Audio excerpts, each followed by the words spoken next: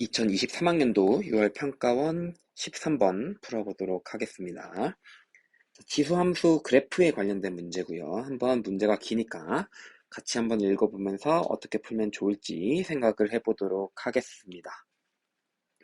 두 곡선 y는 16x제곱, y는 2x제곱과 한 점 A 64,2의 64제곱이 있다고 되어 있습니다. 그럼 점 A의 좌표를 그림에다가 한번 표현을 해보도록 하겠습니다. 자, A의 좌표는 64,2의 64제곱이다 라고 주어져 있고요.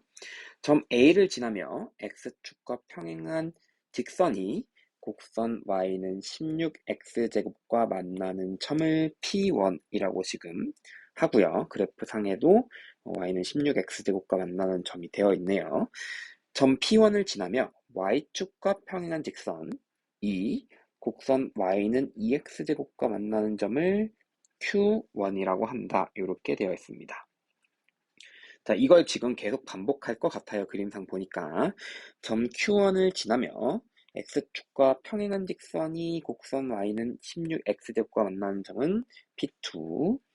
이어서 점 P2에서 Y축과 평행한 직선을 그렸을 때 Y는 2X제곱과 만나는 점을 Q2라고 한다. 자, 이걸 계속 반복하겠다는 얘기예요.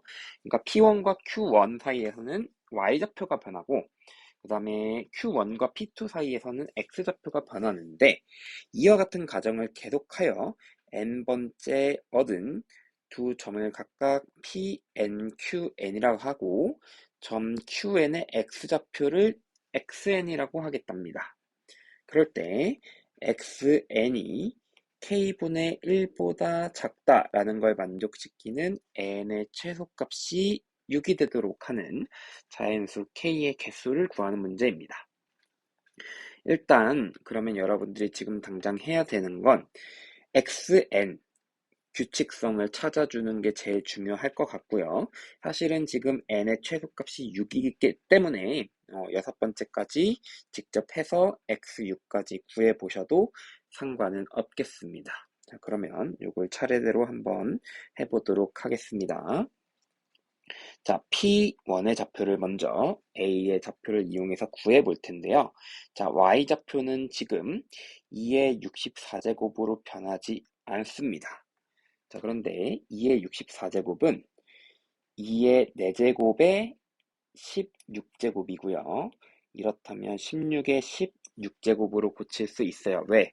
y는 16x제곱이라는 그래프 위의 점이기 때문에 밑을 16으로 한번 바꿔 보았습니다. 그럼 이때 x좌표는 16이 될 거고요. 그렇다는 얘기는 q1의 x좌표도 뭐가 된다?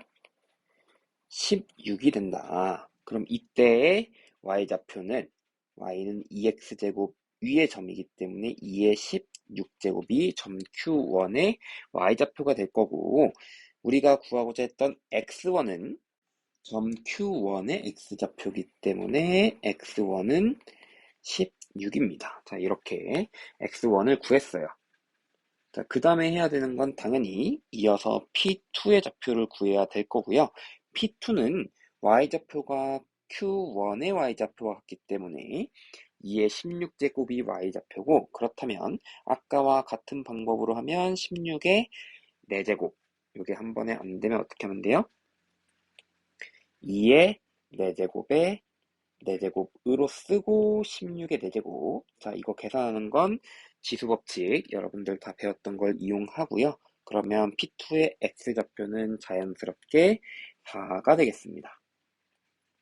자, P2의 X좌표가 4라는 얘기는 Q2의 X좌표도 4가 될 거고요.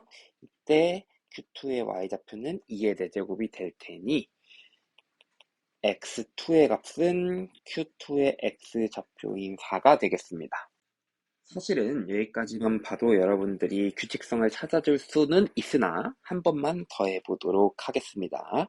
같은 방법으로 P3는 y좌표가 q2의 y좌표와 같으므로 2의 4제곱이 될 거고 2의 4제곱은 16의 1제곱이기 때문에 x좌표는 1입니다. P3의 x좌표 1. 그럼 같은 방법으로 Q3의 x좌표 그대로 1이고 y좌표는 2의 1제곱이니까 2가 되긴 할 텐데 어쨌든 x3는 1입니다.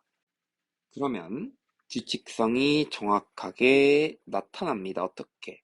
x1에서 x2로 갈 때 4분의 1 곱했고요.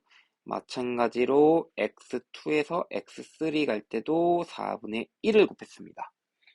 그러면 xn이라는 수열은 무슨 수열이다? 등비수열이다 라는 것 일단 찾아낼 수가 있을 거예요. 그렇죠? xn은 무슨 수열? 등비수열. 그렇다면 첫째 항과 공비를 가지고 여러분들이 일반항 적어낼 수가 있을 거고요. 일반항은 어떻게 적힐까요? 자, 첫째 항이 얼마? 16이고요. 그 다음에 공비가 4분의 1입니다.